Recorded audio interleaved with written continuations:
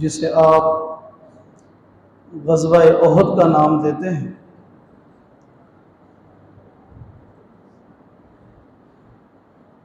یہ دوسری لڑائی تھی۔ اللہ تعالیٰ نے اس غزوے کے اندر مسلمانوں کو فتح دی۔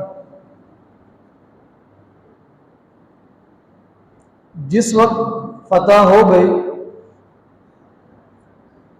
مشرکین بھاگ گئے، صحابہ کرام مال غنیمت سمیٹنے لگ گئے۔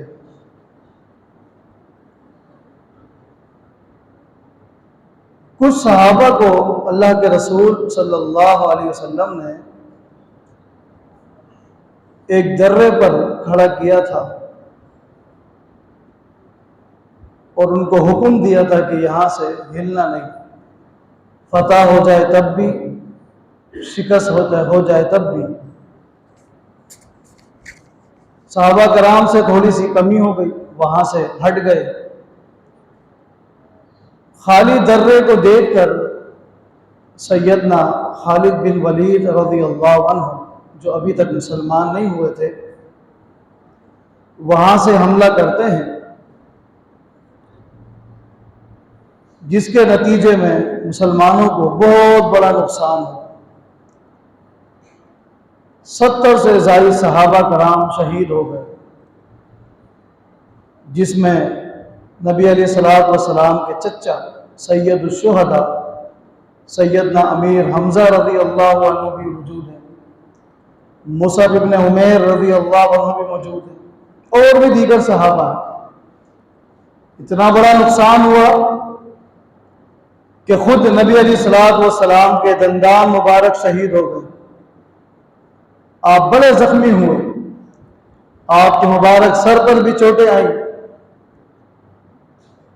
مانا یہ دن انتہائی تکلیف دہ دن تھا، بہت زیادہ تکلیف پہنچی۔ بعد میں کسی موقع پر سیدہ عائشہ رضی اللہ عنہا نے ایک دن سوال کیا تھا کہ اللہ کے رسول صلی اللہ علیہ وسلم غزوہ احد جو پیش آیا تھا اور اس دن آپ کو جو تکلیف پہنچی تھی، کیا کبھی اس سے بھی زیادہ تکلیف پہنچی ہے؟ نبی علیہ الصلوۃ والسلام نے فرمایا تھا کہ جی ہاں عائشہ، جس وقت میں ایک امید لے کر طائف والوں کے پاس گیا تھا کہ یہ لوگ تاجر ہیں، کھلے ذہن کے مالک ہوتے ہیں، دعوت لے کر گیا، انہوں نے دعوت کو تو ٹھکرا دیا، لیکن اباس قسم کے گنڈے میرے پیچھے لگا دیے، جنہوں نے گھیرا تنگ کر کے نبی علیہ الصلوۃ والسلام کو بھی اور آپ کے ساتھ زید بن حارثہ رضی اللہ عنہ بھی تھے، ان کو بھی شدید زخمی کیا۔ نبی علیہ الصلوۃ والسلام کے سر سے لے کر پیر تک خون ہی خون تھا، حتیٰ کہ آپ کے جوتے بھی خون سے بھر گئے تھے، آپ چل نہیں سکتے تھے۔ شدید زخمی کیفیت میں آپ وہاں سے ہٹے اور ایک باغ میں داخل ہوئے۔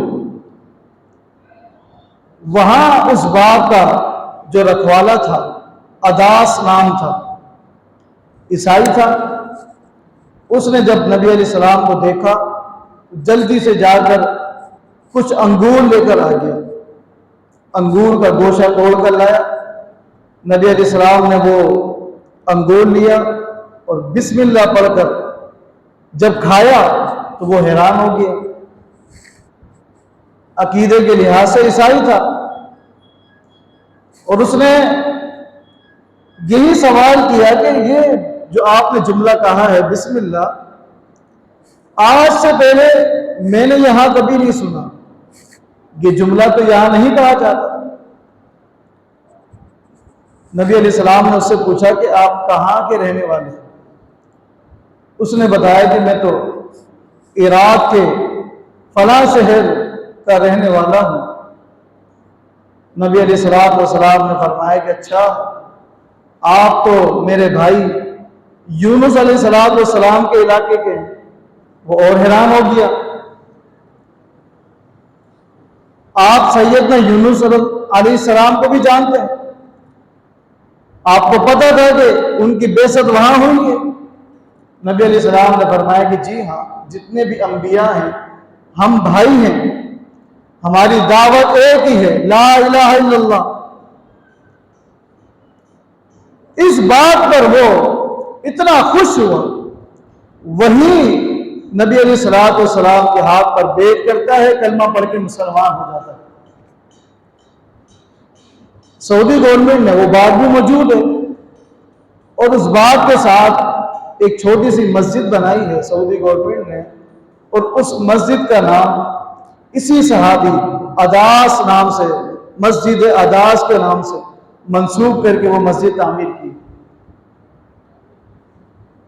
یہ جو موقع تھا طائف کی وادی میں جو تکلیف ہوئی، آپ اتنا پریشان ہوئے کہ ملک الجبال کے ساتھ جبریل امین آ گئے، جو پہاڑوں والے فرشتے ہیں ان کے ساتھ آئے اور اللہ کا پیغام لے کر آئے کہ اگر آپ حکم کریں ہم ان طائف کی وادی کو پیس کے رکھ دیں۔ آپ کو انہوں نے لہو لہان کیا، آپ کی گستاخی کی، قربان جائیں۔ نبی علیہ السلام نے کیا فرمایا؟ اللہم اہدی قومی فإنہم لا یعلمون، اے اللہ یہ تو میری قوم کے لوگ ہیں، ان کو تو ہدایت دے، یہ بیچارے جانتے نہیں ہیں کہ میں سچا نبی ہوں، میری دعوت حق ہے۔ یہ ہے نبی علیہ السلام کا اخلاق حسن، اخلاق کریمہ، کہ آپ نے پتھر کھا کے بھی پتھر کا جواب پتھر سے نہیں دی، گالی کا جواب گالی سے نہیں دیتے، آپ کو کوئی تکلیف دیتا آپ معاف کر دیتے، یہ آپ کا اخلاق ہے۔ سب سے سخت دن زندگی کا طائف کا دن تھا، آپ نے کیا کیا؟ ان سے بدلہ لیا۔ نبی علیہ السلام کی سیرت مختلف پہلو بیان ہوتے ہیں، اور ہم تو واقعی سچے محب ہیں نبی علیہ السلام، جن کا ہم نے کلمہ پڑھا ہے، جن کے نام پر ہماری جانیں قربان ہیں۔ لیکن میں اپنے آپ سے پوچھوں، آپ بھی اپنے آپ سے پوچھیں کہ ہمارا اخلاق بھی اللہ کے پیغمبر جیسا ہے کہ نہیں؟ ضرورت اس بات کی ہے کہ ہم اپنے اخلاق سے بتائیں کہ ہم کس نبی کی امت ہیں، ہمارا اخلاق بولے، ہمارا کردار بولے۔ سیدہ عائشہ سے پوچھا تھا نا ایک دن کہ نبی علیہ السلام کا اخلاق آپ بتائیں، آپ کس اخلاق کے مالک تھے؟ سیدہ عائشہ رضی اللہ عنہا جواب دیتی ہیں، بلکہ انہی سے سوال کیا کہ آپ نے قرآن کریم نہیں پڑھا؟ قرآن کریم پڑھا ہے، فرمایا کہ یہ قرآن کریم پورا کا پورا محمد مصطفیٰ کا اخلاق ہے۔ جو کچھ قرآن کریم میں ہے اس کی عملی تصویر نبی علیہ السلام کی زندگی ہے۔ اس اخلاق کو اپنانے کی ضرورت ہے۔ ہمارا اخلاق، آپ نکلے نا کبھی کوئی آپ کو کٹ مار دے پتہ چل جائے گا اخلاق، کوئی غلطی سے رانگ سائڈ آ جائے ہمارا اخلاق پتہ چل جاتا ہے۔ مسجد کے اندر کوئی معصوم بچے نماز کے دوران پیچھے شور کرتے ہوئے نظر آ جائیں، سلام پھیرتے ہی ہمارا اخلاق پتہ چل جاتا ہے۔ کسی کی غلطی سے رنگ ٹون بج گئی موبائل کی، اس سے اتنا شور نہیں ہوتا جتنا شور سلام بھیجنے کے بعد ہم مچاتے ہیں۔ یہ ہمارا اخلاق ہے، ہمارا کردار۔ سچے محب بھی ہم ہیں، اور آج کے معاشرے میں یہ کڑوا سچ آپ کو سننا پڑے گا، سب سے زیادہ گرا ہوا اخلاق مسلمانوں کا۔ ہمیں اپنا اخلاق درست کرنے کی ضرورت ہے۔ نبی علیہ السلام کو کوئی تکلیف دیتا، کوئی ستاتا، کوئی پریشان کرتا، کوئی گستاخی کر دیتا، آپ کبھی بھی اپنی ذات کے لیے کسی سے بدلہ نہیں لیتے، کبھی بھی کسی سے بدلہ نہیں لیتے۔ حتیٰ کہ وہ شخص جس نے آپ ہی کی تلوار آپ پر تان کر کہا تھا اے محمد صلی اللہ علیہ وسلم میں یمنعک منی، مجھ سے کون چھڑانے والا ہے اس جنگل میں؟ نبی علیہ السلام نے فرمایا کہ اللہ، میرا اللہ چھڑائے۔ 2-3 مرتبہ یہ جملے کہے، ہاتھ میں لرزہ طاری ہوا، تلوار گر گئی۔ اب نبی علیہ السلام نے وہ تلوار اٹھائی اور پوچھا کہ میں یمنعک منی، مجھ سے کون چھڑائے گا؟ وہ منتیں کرنے لگا، صحابہ کرام بھی آ گئے۔ نبی علیہ السلام نے اس کو معاف کر دی کہ جا۔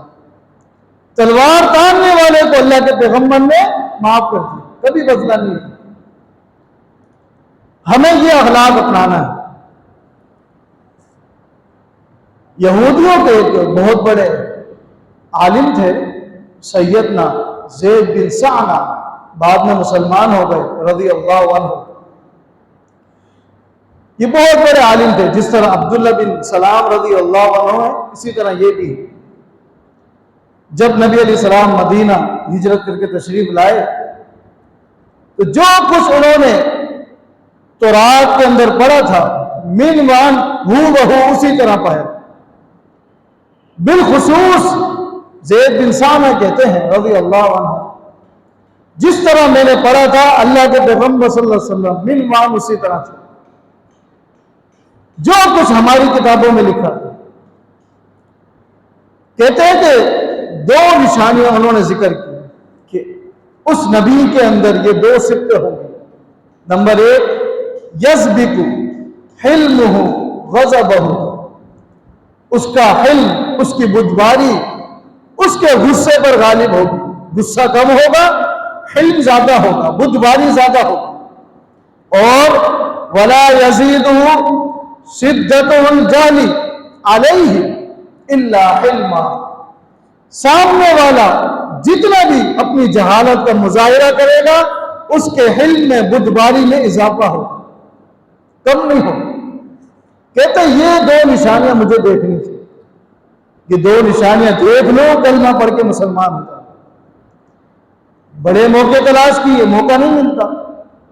زید بن سعنہ کہتے ہیں ایک دن مجھے موقع مل گیا، نبی علیہ السلام صحابہ کرام کے ساتھ مجلس میں تھے، ایک شخص آیا، مسافر تھا، سواری پر سوار تھا، اور آ کر کہنے لگا کہ اللہ کے رسول صلی اللہ علیہ وسلم میری مدد کریں۔ نبی علیہ السلام نے پوچھا کہ خیر ہے، آپ کون ہیں، کیا مدد چاہیے؟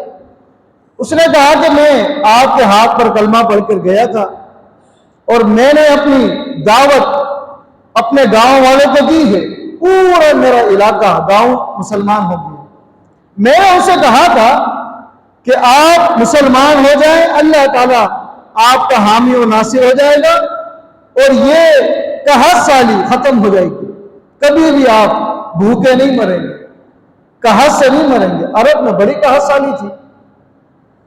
اب یہ کہ پورا گاؤں مسلمان ہے اور وہاں کھانے پینے کی اشیاء نہیں، لوگ بڑے پریشان ہیں، اور مجھے خطرہ ہے کہ ایسا نہ ہو کہ وہ سارے کے سارے مرتد ہو جائیں، دین اسلام سے پھر جائیں، آپ میری مدد کریں۔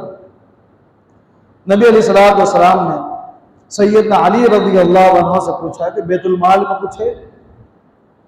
شروع کی بات ہے، بیت المال بالکل خالی تھا۔ سیدنا علی رضی اللہ عنہ نے نفی میں جواب دیا۔ یہ یہودی عالم زید بن سعنہ رضی اللہ عنہ کہتے ہیں مجھے موقع مل گیا، آپ کے حلم بردباری دیکھنے کا موقع مل گیا۔ میں نے کہا اے محمد صلی اللہ علیہ وسلم میں آپ کی مدد کر سکتا ہوں۔ نبی علیہ السلام نے فرمایا کہ آپ کیسے کریں گے؟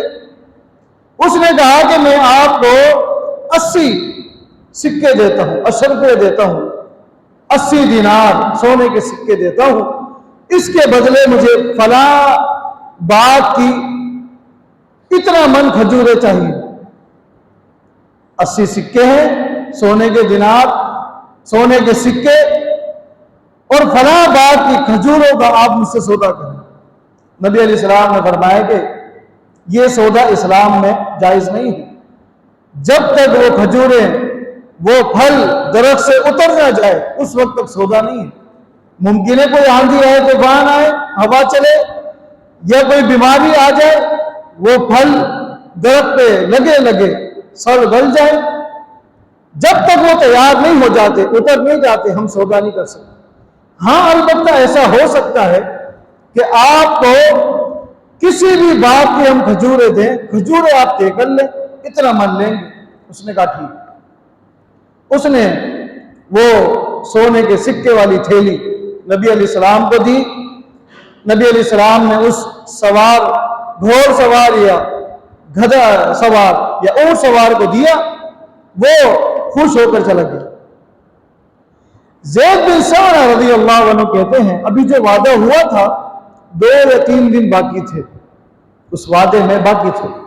نبی علیہ السلام کسی جنازے کے ساتھ بقیع غرقد میں تھے، جنت البقیع کے اندر۔ سیدنا ابو بکر رضی اللہ عنہ، سیدنا عمر رضی اللہ عنہ اور بھی صحابہ کرام تھے۔ نبی علیہ السلام نے چادر ڈالی ہوئی تھی۔ زید بن ثابت کہتے ہیں کہ میں گیا اور میں نے کہا کہ اے بنی عبد المطلب، دونوں ہاتھ سے چادر کو پکڑا اور کھینچا۔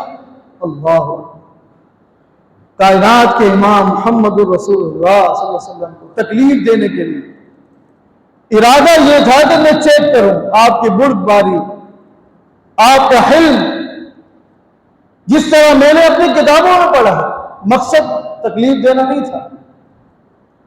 اور کہا کہ او بنی عبد المطلب، او عبد المطلب کے اولاد۔ عبد المطلب کون ہے؟ نبی علیہ السلام کے دادا ہیں جو فوت ہو گئے۔ فوت شدہ دادا کا حوالہ دے کر کہتے ہیں او بنی عبد المطلب، جب قرضہ لینے کی باری آتی ہے بڑی جلدی کرتے ہو، لٹانے کی باری آتی ہے ٹال مٹول کرتے ہو۔ نعوذ باللہ من ذالک۔ کیا صحابہ کرام کو غصہ آیا ہوگا جب یہ جملے کیسے ہوں گے؟ سیدنا عمر رضی اللہ عنہ کا ہاتھ ان کی تلوار پر، کہا کہ او اللہ کے دشمن، اللہ کی قسم مجھے میرے پیغمبر کی ناراضگی کا خطرہ نہ ہوتا ابھی تک تو زمین پہ چلتا ہوا نظر نہیں آ رہا، تیرا سر تن سے جدا کر دیتا اگر اللہ کے پیغمبر مجھ سے ناراض نہ ہوتا۔ یہ دھمکی دی، ڈرایا۔ نبی علیہ السلام مسکراتے ہوئے، اللہ اکبر، یہ ہے میرے پیغمبر کا اخلاق، جس اخلاق کو آج اپنانے کی ضرورت ہے۔ میں کہتا ہوں اللہ کی قسم، ایک یہودی، ایک ہندو، ایک عیسائی، ایک مجوسی، اگر خالی ہمارا اخلاق صحیح ہو جائے، اللہ کی قسم وہ مجبور ہو جائے گا کلمہ پڑھ کر اسلام میں داخل ہونے۔ آج یہ کمی ہے مسلمانوں میں، ہماری زبانیں میٹھی نہیں ہیں۔ کوئی گالی دے کر تو دیکھے۔ ہم تو وہ ہیں کہ پتھر کا جواب اینٹ سے دینا جانتے ہیں، ہم سے تو مقابلہ کرے گا۔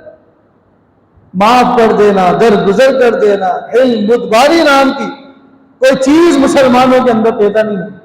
ہم وہ مسلمان، بس یہ تو بلا ہو چائنا والوں کا جنہوں نے یہ لائٹیں بنا دی، ورنہ کیسے پتہ چلتا کہ یہ محب رسول ہے، یہ عاشق رسول ہے؟ کیسے پتہ چلتا؟ کہا کہ جب قرضہ لینے کی باری آتی ہے بڑی جلدی کرتے ہیں، لٹانے کی باری آتی ہے ٹال مٹول کرتے ہیں، نعوذ باللہ۔ سیدنا عمر نے جب دھمکی والے جملے کہے، نبی علیہ السلام ابھی بھی مسکرا رہے، چادر اس نے کھینچی ہوئی ہے، گلا گھٹ رہا ہے، آپ تبسم فرما رہے ہیں، سبحان اللہ۔ اور فرمایا کہ عمر آپ یہ کیا کہہ رہے ہو؟ آپ ڈرا رہے ہو اس کو؟ آپ کو اگر کچھ کہنا تھا آپ مجھے کہتے کہ انت تأمرنی بحسن الاداء، اور اس کو کہتے وان تأمرہ بحسن التقاضی، اللہ کے رسول صلی اللہ علیہ وسلم آپ جلدی ادا کرتے، اچھے طریقے سے ادا کرتے، اور اس کو کہتے کہ آپ اچھی طریقے سے اپنے تقاضا کریں۔ آپ یہ کیا کہہ رہے ہیں کہ آپ زندہ نہیں چھوڑتا، مار دیتا؟ جاؤ بیت المال میں کھجوریں آ گئی ہیں، جو وعدہ ہوا تھا اتنا بھی دو، اور سنو 50 کلو کھجوریں 50 کلو کھجور ہے، اس کو اضافی دو اس جملے کے بدلے جو آپ نے دھمکی دی، 50 کلو کھجور، صرف اس بات پر کہ آپ نے ان کو ڈرایا۔ زید بن ثانہ کہتے ہیں رضی اللہ عنہ، سیدنا عمر رضی اللہ عنہ نے میرا ہاتھ پکڑا اور بیت المال میں چلے گئے، کھجوریں توڑ رہے ہیں، امیر عمر رضی اللہ عنہ کھجوریں توڑ کے دے رہے ہیں، کہتے ہیں کہ ابن خطاب آپ جانتے ہیں میں کون ہوں؟ کہا کہ نہیں، ابھی دیکھا ہے آپ کو۔ کہا کہ میں زید بن ثانہ ہوں۔ سیدنا عمر نے جو ہی نام سنا، نام سن دو کیونکہ یہودیوں کے بہت بڑے عالم تھے، پہلے نام سنا تھا زید بن ثانہ، اچانک چونک گئے اور کہا کہ آپ الحبر ہیں؟ الحبر، جس طرح ہمارے یہاں عالم، علامہ، پھر شیخ الحدیث، پھر سب سے بڑا جو عالم ہوتا ہے اس کو محدث کہا جاتا ہے، اسی طرح یہودیوں میں جو بڑا عالم ہوتا ہے اس کو حبر کہا جاتا ہے، الحبر، بڑا عالم۔ آپ وہ ہیں؟ جی ہاں میں وہی ہوں، الحبر ہوں، زید بن ثانہ میرا نام۔ کہا کہ آپ نے آج جو نبی علیہ السلام کے ساتھ گستاخی کی ہے اس کی کیا وجہ تھی؟ زید بن ثانہ نے کہا کہ اصل میں نے اپنی کتابوں میں پڑھا تھا کہ وہ نبی اتنا بردبار حلم والا ہوگا کہ اس کا غصہ کم ہوگا، اس کی بردباری زیادہ ہوگی، غصے پہ غالب ہوگی، اور جتنا بھی اس سے گستاخی کر لو، جہالت کر لو، اور اس کا جواب، وہ گالی کا جواب گالی سے نہیں دیتا، مسکرا کر جواب دیتا ہے۔ کہا کہ یہ دو نشانیاں دیکھنے کے لیے میں نے آج یہ حرکت کی ہے، دو نشانیاں، یقین ہو گیا کہ اللہ کا سچا رسول ہے۔ عمر کھجوروں کو چھوڑو، جلدی کرو کہیں دیر نہ ہو جائے، اللہ کے پیغمبر کی عدالت میں جا کر مجھے کلمہ پڑھ کے مسلمان ہو جائے۔ عزیز دوستو، بھائیو، ہم بھی اپنے گریبانوں جا کے ہمارا اخلاق کیا، ہمارا رویہ کیا؟ میں تو کہتا ہوں اتنے سخت بن چکے ہیں ہم، ہماری زبانیں اتنی کڑوی ہو گئی ہے، کبھی کوئی غلطی سے ہمارے ہاں آ بھی جائے، اگلی دفعہ نہ آنے کی وہ قسم کھا کر جاتا ہے۔ کوئی پیر نہ ملائے، ہم جبرن زبردستی اس کو دونوں طرف سے دبا دیتے ہیں۔ نہیں، اگر کوئی آپ سے پیر نہیں ملاتا آپ نہ ملائیں، یہ معاملہ نیتوں پر ہے۔ انما الاعمال بالنیات، آپ کی نیت تو تھی لیکن وہ بھائی ہے آپ صحیح ہے، اس کو علم نہیں ہے، ابھی مسنون طریقے کا علم نہیں ہے، جب وہ آنے لگ جائے گا، قریب آ جائے گا، آپ کا اخلاق دیکھے گا، آپ کا عقیدہ دیکھے گا، آپ کا رویہ دیکھے گا، انشاءاللہ مانوس ہو جائے گا۔ لیکن پہلی دفعہ میں آ کر جب اس کو دونوں طرف سے آپ دبا دیں گے، آپ مجھے بتائیں اگلی دفعہ وہ کیسے آئے؟ اس لیے اپنے اخلاق کو درست کرنے کی ضرورت ہے، اور دعا کریں اللہ تعالیٰ ہم سب کے زبانوں کو میٹھا بنا دے، اخلاق کریمانہ جو نبی علیہ السلام کا تھا اسے اپنانے کی توفیق عطا فرمائے۔ الہ العالمین سے دعا کریں جو کچھ سنا ہے سنایا ہے عمل کی بھی توفیق عطا فرمائے۔ سبحان ربک رب العزت عما یصفون وسلام علی المرسلین والحمد للہ رب العالمین۔